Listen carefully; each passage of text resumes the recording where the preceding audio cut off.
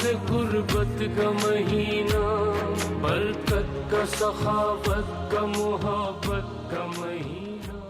बिस्मिल्लाहिर्रहमानिर्रहीम। नाज़रीन ग्रामी कदर, अस्सलामु अलैकुम वरहमतुल्लाह।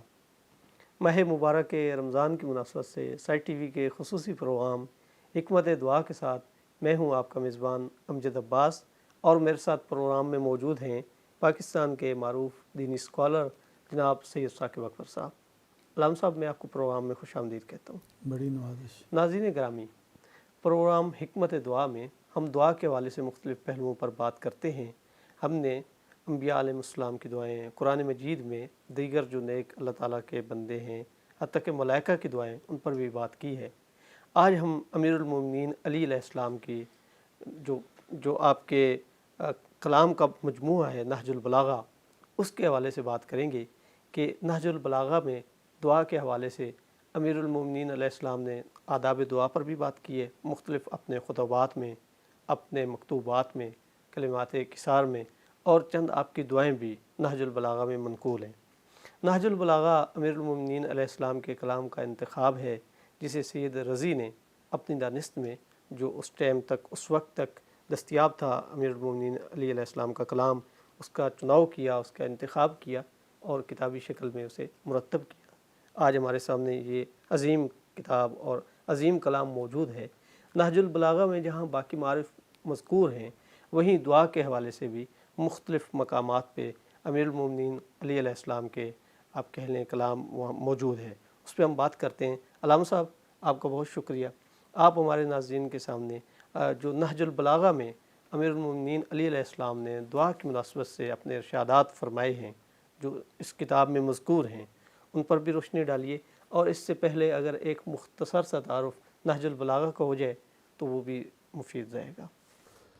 बिस्मिल्लाहिर्रहमानिर्रहीम। क़िबला मुफ्ती साहब, ये हो नहीं सकता कि हम दुआ पर बात कर रहे हों और अमीरुल मोमिनीन, इमामुल मुत्तकीन और नबी पाक के वसी और बाब मदीनतुल इल्म जिनको कहा गया है, और बाब दारुल हिकमत नबवी जिनको कहा गया, यानी हम उनका ज़िक्र ना करें और उनकी दुआओं का ज़िक्र ना करें। मारफ़ इलाही का ख़ज़ीना है आप, और आपका कलाम भी, आपकी दुआएं भी। सुभान अल्लाह। तो क़िबला, आपकी जो खुतबात तो पहले से मुख्तलिफ़ किताबों में, आपके मकतूबात भी, आपके ख़ूबसूरत कलामात भी चले आ रहे थे, लेकिन सैयद रज़ी ने उनमें से अपने फ़हम बलागत के एतबार से कुछ चीज़ों को मुंतख़ब किया।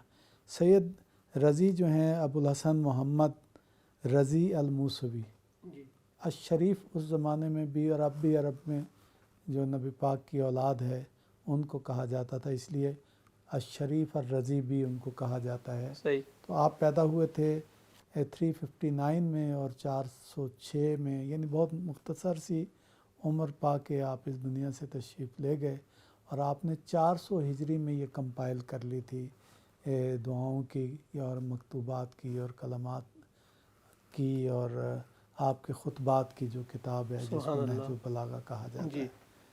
तो इसमें 241 खुतबे हैं और इसमें 79 आपके मकतूबात हैं, और इसमें 480 जो हैं वो अक़वाल हैं।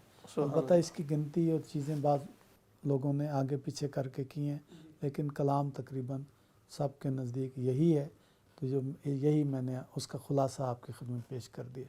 जो मुसलमानों के पास मीरास है इस्लामी, और जिसमें ज़ाहिर है कुरान हकीम सबसे ऊपर है, और फिर उसके बाद नबी पाक के फरमुदात हैं, आपके हकीमाना इरशादात हैं, और बहुत ही सादगी में पुरकारी और मानी और मारिफ का ख़ज़ीना है। उसके बाद इसी तरह से आपके अहलुल बैत की दुआएं और मुनाजात और किताबें, उनमें ख़ास तौर पे नहजुल बलागा का एक बड़ा बुलंद मर्तबा है, और सदियों से इस पे मुसलमान इसकी शरह, इसके तराजम, इस पे काम करते चले आए हैं। असर हाज़िर में भी लोगों अभी तक इसके तराजम मुख्तलिफ़ ज़ुबानों में, और इसकी शुरू का सिलसिला जारी है जी। इस पे काम मुसलसल हो रहा है। सैकड़ों इसकी शुरू और तराजम किए गए हैं। बड़ी اپنا ابن ابی الحدید کی شرح بڑی ضخیم اور ہاں شورا آفاق ہے شورہ وہ، جی۔ آفاق ہے وہ ہے. پھر اس کے بعد عصر حاضر میں جو کچھ عرصہ پہلے گزرے ہیں محمد عبدہ، پھر اسی طرح سے علامہ آلوسی، ابن نباتہ، صبحی صالح، اور باقی جو لوگ ہیں انہوں نے اس کی شرح وغیرہ کی ہیں. آج کل بھی اس پہ کام جاری ہے. ہمارے ہاں بر صغیر میں بھی اردو زبان میں بھی اس پہ بہت کام ہوا ہے. جی اس کے اس کے متعدد تراجم موجود ہیں، جی تراجم موجود ہیں، جی۔ لیکن سب سے زیادہ قبولیت حاصل ہوئی ہے مفتی جعفر حسین کے ترجمہ اور آپ کے حواشی جو ہیں اس کو، اور بڑی معروف ہے اور بڑی مقبول ہے زبان و بیان میں بھی، اور دقت مطالب کے اعتبار سے بھی مفتی جعفر حسین کو واقعی ایک بڑی سبقت حاصل ہے. اچھا، بعض لوگوں نے آپ کے یعنی بعض خطبوں پر کام کیا ہے، لیکن یہ کہ مکمل نہج البلاغہ پر بھی جو کام ہوا ہے مختلف زبانوں میں وہ بھی کوئی کم نہیں ہے. انگریزی میں بھی، یورپی زبانوں میں بھی اس پر کام ہوا ہے.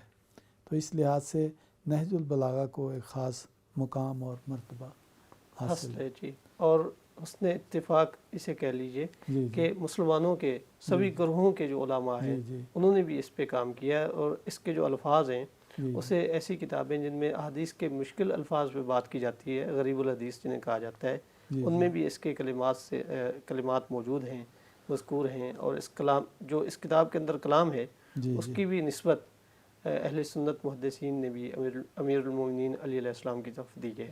اچھا، یہی وجہ ہے کہ اس کے مدارک پر کتابیں لکھی گئی ہیں، اس کی جو اسانید ہیں اس پر کتابیں لکھی گئی ہیں، اور مستدرکات نہج البلاغہ مرتب ہوئی ہیں.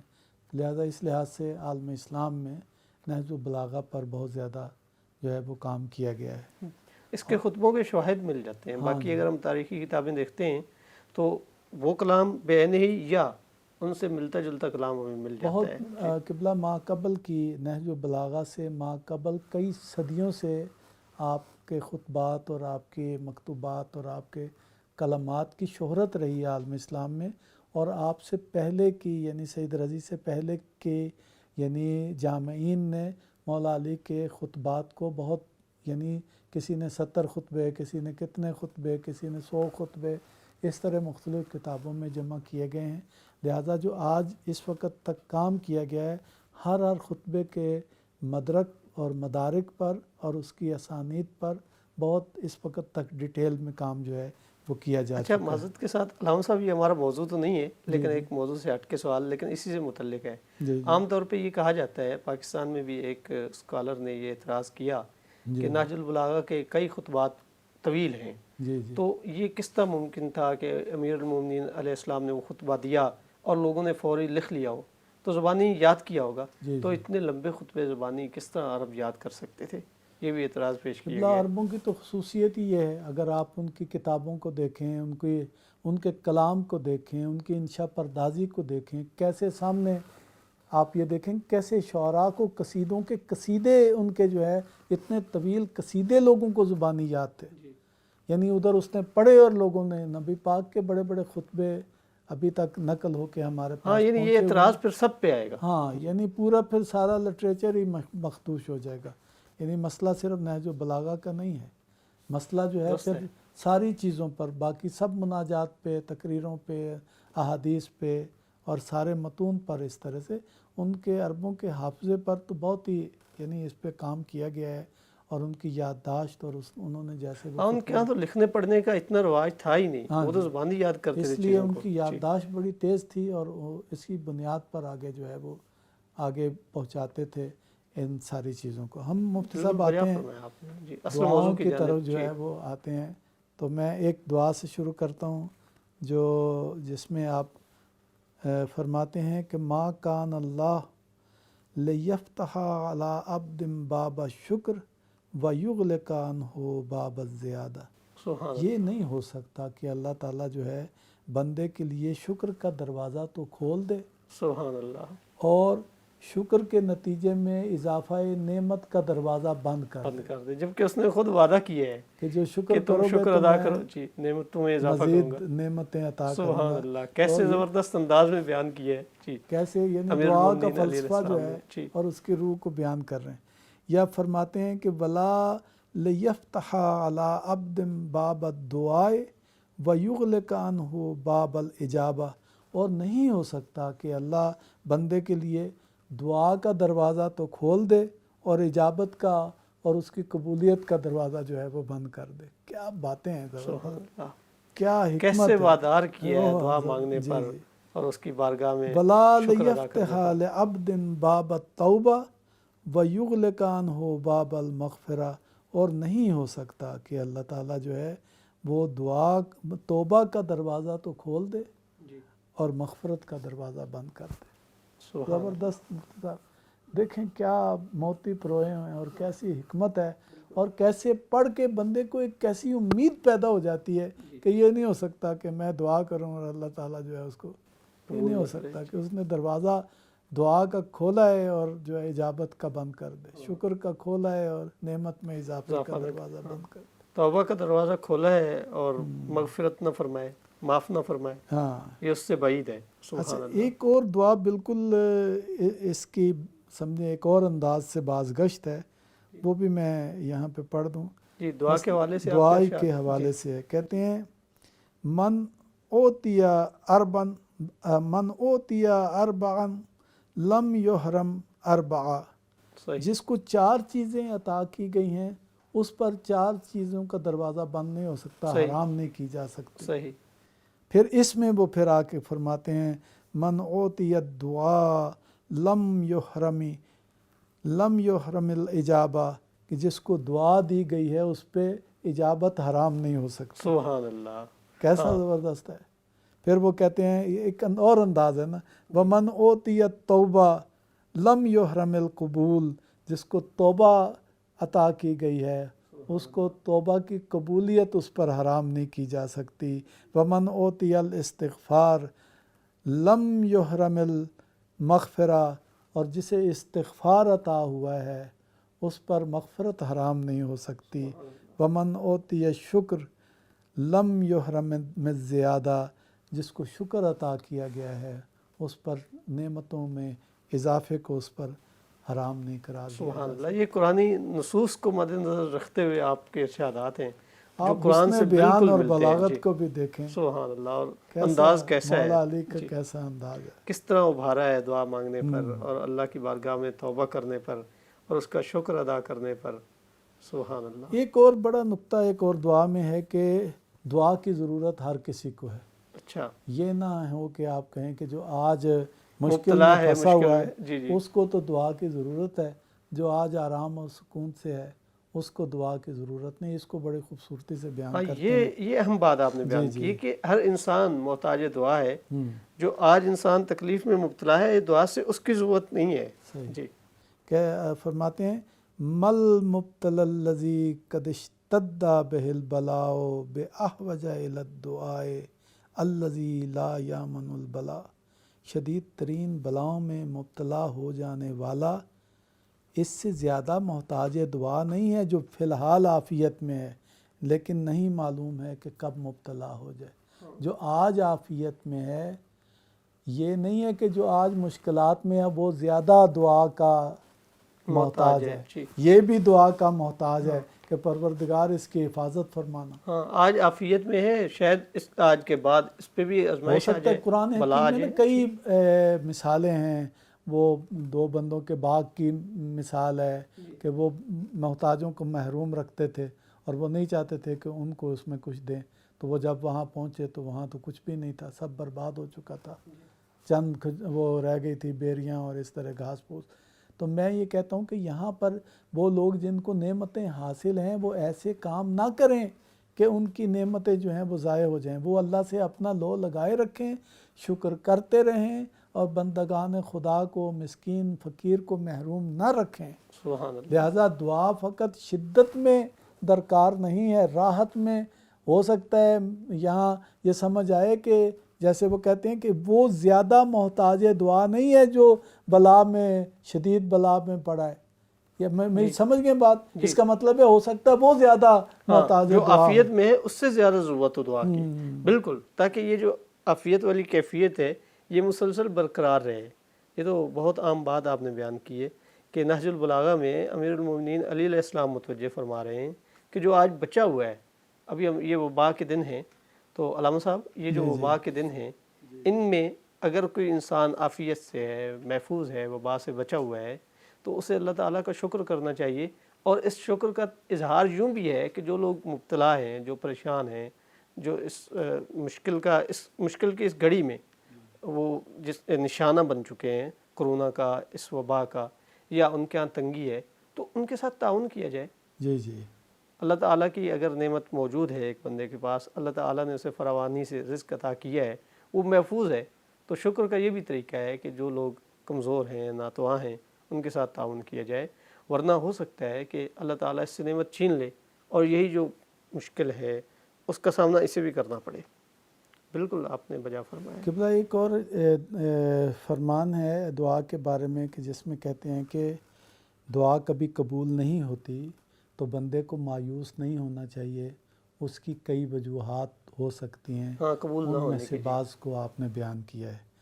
فرماتے ہیں وَعْلَمْ أَنَّ الَّذِي بِيَدِهِ خَزَائِنُ السَّمَاوَاتِ وَالْأَرْضِ قَدْ أَذِنَ لَكَ فِي الدُّعَاءِ وَتَكَفَّلَ لَكَ بِالْإِجَابَةِ سبحان اللہ. فَلَا يُكَنِّتَنَّكَ إِبْطَاءُ إِجَابَتِهِ فَإِنَّ الْعَطِيَّةَ عَلَى قَدْرِ النِّيَّةِ وَرُبَّمَا أُخِّرَتْ عَنْكَ الْإِجَابَةِ لِيَكُونَ ذَلِكَ أَعْظَمَ لِأَجْرِ السَّائِلِ. کہ یاد رکھو کہ جس کے ہاتھ میں زمین و آسمان کے تمام خزانے ہیں اس نے تم کو دعا کرنے کا حکم دیا ہے, سبحان اللہ. اور اس نے قبولیت کی ضمانت دی ہے. وَتَكَفَّلَ لَكَ بِالْإِجَابَةِ. اس نے تجھے کہا ہے کہ میں یعنی کفیل ہوں اس اجابت کا. لہٰذا کہتے ہیں کہ تمہیں مامور کیا کہ تم سوال کرو تاکہ وہ عطا کرے, اور تم طلب رحمت کرو تاکہ وہ تم پر رحم کرے. اللہ اکبر. لہٰذا خبردار قبولیت کی تاخیر تمہیں مایوس نہ کر دے. اللہ کی بارگاہ میں کبھی مایوس نہیں ہونا. قرآن نے بھی کہا ہے نا, لا تقنطوا من رحمت اللہ, اللہ کی رحمت سے کبھی مایوس نہ ہونا. یعنی آپ نے دعا کی تو آپ کہیں فوراً قبولیت کیوں نہیں ہوئی, تو کہتے ہیں لہٰذا خبردار کہ قبولیت میں تاخیر جو ہے تمہیں مایوس نہ کر دے, کہ عطیہ ہمیشہ بقدر نیت ہوا کرتا ہے. سبحان اللہ. یہ آپ کی نیت کیا ہے اس کے حساب سے اس کی طرف سے عطیہ ہے. اور کبھی کبھی قبولیت میں اس لیے تاخیر کر دی جاتی ہے کہ اس میں سائل کے اجر میں اضافہ کا باعث بنے. وہ پکارتا رہے, اور وہ پکارتا رہے, اس کی نیکیوں میں اضافہ پکارتا رہے ہیں جی, چونکہ اس کے تو ذمہ ہے پکارنا, اجابت اس کی طرف سے ہے. تو یہ اصل میں نیکیوں میں اضافہ اور اس کی عطا میں اضافے کا ذریعہ بن جاتی ہے تاخیر بعض اوقات. اور بندے کا حوصلہ اور ایمان بھی پرکھا جاتا ہے کہ وہ کتنا ہے اس میں. تو یہ بھی بڑا اہم نقطہ ہے کہ یہ نہیں ہے کہ ہم نے پہلے بھی ایک موقع پر ایک نشست میں یہ بات کی تھی کہ بعض اوقات یہ ہوتا ہے کہ وہ انسان سمجھتا ہے کہ اس کی دعا قبول کیوں نہیں ہو رہی, لیکن اس کی حکمتوں سے غافل ہوتا ہے. یہ نہیں ہو سکتا. جس نے کہا ہے کہ میں قبول کروں گا, اگر دعا اپنے شرائط کے ساتھ ہے تو وہ قبول نہ فرمائے. ایک دعا مانگنے والے میں شرائط ہیں جو ہم بیان کر چکے پہلے, خود دعا کی شرائط ہیں. اگر ان سب چیزوں کو دیکھا جائے اور پھر آدمی کہے کہ میری دعا قبول نہیں ہو رہی, تو یہ بات ٹھیک نہیں ہے. شاید مولا علی کا مفتی صاحب ایک جملہ اس میں ہماری رہنمائی کر سکے, اور کرتا ہے یقیناً. فرماتے ہیں الداعی بلا عملی کررامی بلا وطر. کہ بغیر عمل کے دوسروں کو دعوت دینے والا ایسا ہی ہوتا ہے جیسے بغیر چلہ کمان کے تیر چلانے والا. اب یہاں لفظ تو داعی آیا ہے لیکن یہ داعی بلانے والا بھی ہے, دعا کرنے والا بھی, یعنی دنیا پر بھی فٹ ہے یہ معنی, اور اللہ سے پکارنے پر بھی فٹ ہے. اس کا مطلب ہے عمل ضروری ہے. یعنی پکارنے کے اگر آپ دنیا کو دعوت دینے والا کہیں تو جو ان کو دعوت دے رہے ہیں لما تقولون ما لا تفعلون، تو اس پر عمل بھی کریں جو دوسروں سے کہہ رہے ہیں۔ تو اگر خدا کو پکار رہے ہیں تو عمل کو ترک کر کے خدا کو نہ پکاریں۔ ہاں، وہ ہم پہلے کئی بار بیان کر چکے کہ دعا کا یہ مطلب ہرگز نہیں ہے کہ جو اپنی طرف سے کام کرنا ہے، جو اپنی طرف سے کوشش کرنا ہے، جد و جہد کرنا ہے، اس کو ترک کر دیں۔ نہیں، اپنی طرف سے کام مکمل کرنا ہے، اس مکمل کرنے کے بعد اللہ تعالیٰ کی بارگاہ میں التجا کرنا ہے کہ اے مالک، جو ہم کر سکتے تھے وہ ہم نے اپنی طرف سے کر دیا، اب مزید توفیق تو عطا فرما اور ہماری مدد فرما۔ یہی اللہ تعالیٰ کے انبیاء کی دعاؤں میں، اللہ تعالیٰ کے صالحین کی دعا میں ہم دیکھ چکے ہیں۔ اور نہج البلاغہ میں بھی جو امیر المومنین علی علیہ السلام کا کلام موجود ہے، وہ بھی ہمیں اسی جانب متوجہ کرتا ہے۔ علامہ صاحب، ہمارا وقت مختصر ہے، آپ نہج البلاغہ میں جو امیر المومنین علی علیہ السلام کی دعائیں ہیں ان میں سے اگر ایک دو منتخب دعائیں ہمیں سنا دیں۔ قبلہ، لیکن ایک ایسا زبردست آپ نے دعا مانگنے کا طریقہ بیان فرمایا، میرا خیال ہے کہ اگر وقت کم بھی ہو تو ایک یہ میں ضرور آپ کے ناظرین کی خدمت میں پیش کرنا چاہتا ہوں۔ فرماتے ہیں اذا کانت لک الی اللہ سبحانہ حاجہ، کہ اگر تمہیں اللہ سے کوئی حاجت ہے، فابدأ بمسألۃ الصلاۃ علی رسولہ، تو لیکن اس کا آغاز تم کرو اللہ سے دعا کا اس کے رسول پر درود بھیج کر، ثم سل حاجتک، پھر اللہ سے اپنی حاجت بھی بیان کر، فإن اللہ اکرم من ان یسأل حاجتین، اللہ اس سے بالا تر ہے، کریم تر ہے کہ اس سے دو حاجتیں طلب کی جائیں، فیقضی احداہما ویمنع الاخری، اور وہ ایک ان میں سے قبول کر دے اور دوسری کو ریجیکٹ کر دے۔ یہ نہیں ہو سکتا، صلوات کا انہوں نے خود حکم دیا اللہ نے کہ نبی پہ درود بھیجو، تو آپ درود بھیجیں اور ساتھ اپنی حاجت بیان کریں، تو درود کو تو وہ قبول کر لے اور آپ کی حاجت کو ریجیکٹ کر دے، یہ اس کی شان سے بالاتر ہے، اس کی شان کریمی سے۔ بڑی خوبصورت بات ہے۔ ہم بھی مل کے درود پڑھ لیتے ہیں۔ ناظرین سے بھی درخواست کروں گا، اللہم صلی علی محمد وآل محمد، اور درود جب بھی پڑھا جائے تو ساتھ جیسے آپ بیان کیا کرتے ہیں آل کو بھی شامل کیا جائے، کیونکہ ہمارے علم میں جتنی احادیث ہیں جن میں درود کو بیان کیا گیا ہے، جن میں نبی کریم صلی اللہ علیہ وآلہ وسلم نے امت کو درود تعلیم دیا ہے، صحیح ستہ ہوں، کتب اربعہ ہوں یا دیگر حدیث کی کتابیں ہوں، ان میں آل کا بھی ذکر شامل ہے۔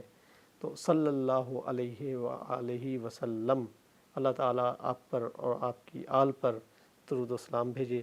علامہ صاحب، آپ کا بہت شکریہ، آپ نے بڑی خوبصورتی سے نہج البلاغہ میں امیر المومنین علی علیہ السلام کے جو دعا سے متعلق ارشادات ہیں انہیں بیان کیا۔ ناظرین گرامی قدر، اسی کے ساتھ ہمارے پروگرام کا وقت ختم ہو گیا ہے۔ اپنے میزبان امجد عباس کو اجازت دیجیے، اللہ حافظ۔ رمضان ہے اللہ سے قربت کا مہینہ، برکت کا، سخاوت کا، محبت کا مہینہ۔